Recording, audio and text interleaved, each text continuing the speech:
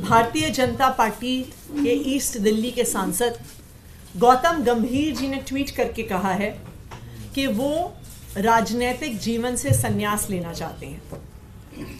और अब आगे वो एक्टिव पॉलिटिक्स में नहीं रहना चाहते। इस ट्वीट का क्या मतलब है? इस ट्वीट का साफ साफ मतलब है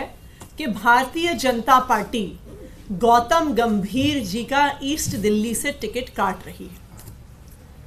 भारतीय जनता पार्टी का अब ये ट्रेंड बन गया है। वो क्या ट्रेंड है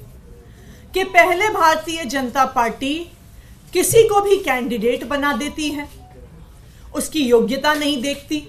उसकी जनता के काम करने के प्रति कमिटमेंट को नहीं देखती, चाहे वो भारतीय जनता पार्टी के सांसद हो,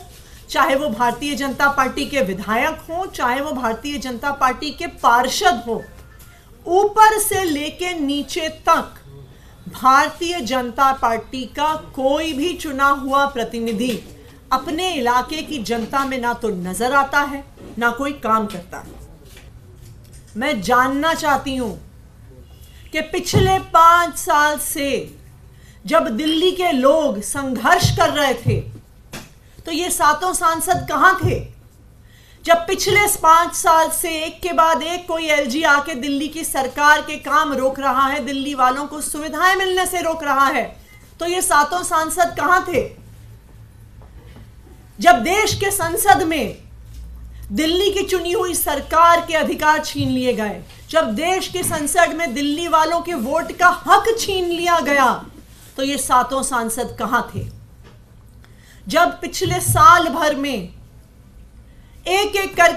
करके दिल्ली वालों को परेशान किया जा रहा था, जब अस्पताल की दवाइयां रोकी जा रही थी, जब मोहल्ला क्लिनिक में डॉक्टर को तनख्वाह नहीं मिल रही थी, जब अस्पताल के ओपीडी काउंटर से डेटा एंट्री ऑपरेटर हटाए जा रहे थे, जब जल बोर्ड को पैसे नहीं मिल रहे थे, जब पेंशन रोकी जा रही थी, तब ये सांसद कहां थे? तब ये केंद्र सरकार की गोद में बैठे हुए थे और दिल्ली वाले जो परेशान हो रहे थे, ये दिल्ली वालों की परेशानियों पे खुश हो रहे थे। अगर आज तक कोई एक आदमी है जो दिल्ली वालों की हक की लड़ाई सड़क से लेकर संसद तक लड़ता है, चाहे सड़कों पर हो, चाहे एमसीडी के हाउस में हो, चाहे विधानसभा में हो, चाहे न्यायालय में जाके हो, दिल्ली वालों की हक की लड़ाई सिर्फ अरविंद केजरीवाल लड़ता है और कोई नहीं लड़ता।